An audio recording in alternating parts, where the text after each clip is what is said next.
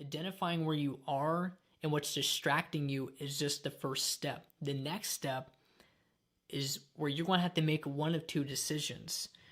You can either commit to changing some habits, or you continue to go down this path and willingly forfeit the great future God has for you.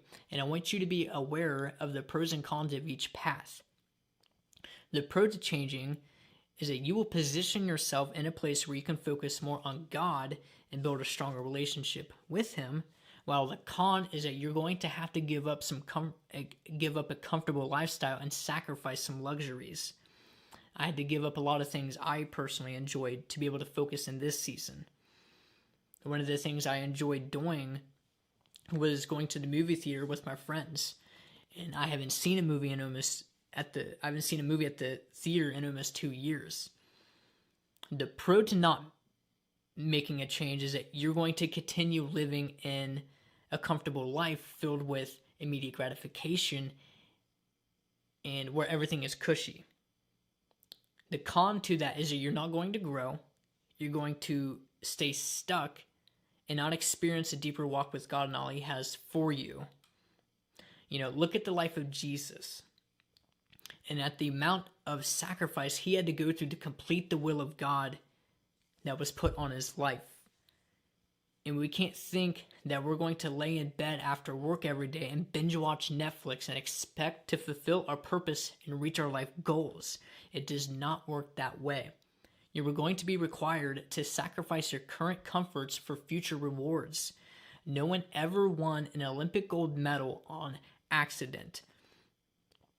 People before us who became successful and achieved their greater purpose sacrificed mostly everything and put in the hard work to get there, and you will too. You are not special enough to get to skip the process.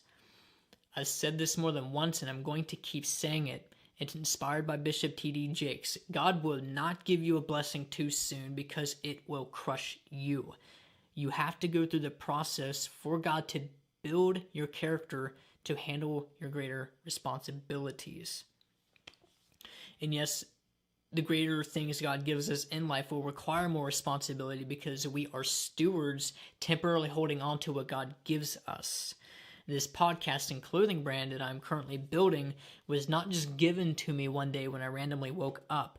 No, I've had to be built up and mature to handle the additional responsibility that all of these things require. It may not look like much from an outsider's perspective, but those who are operating in their greater assignments know exactly what I'm talking about.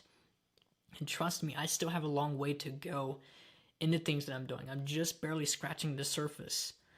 We hear a lot about consistency, discipline, patience, commitment to excel in the things that we want to achieve, but it also takes responsibility.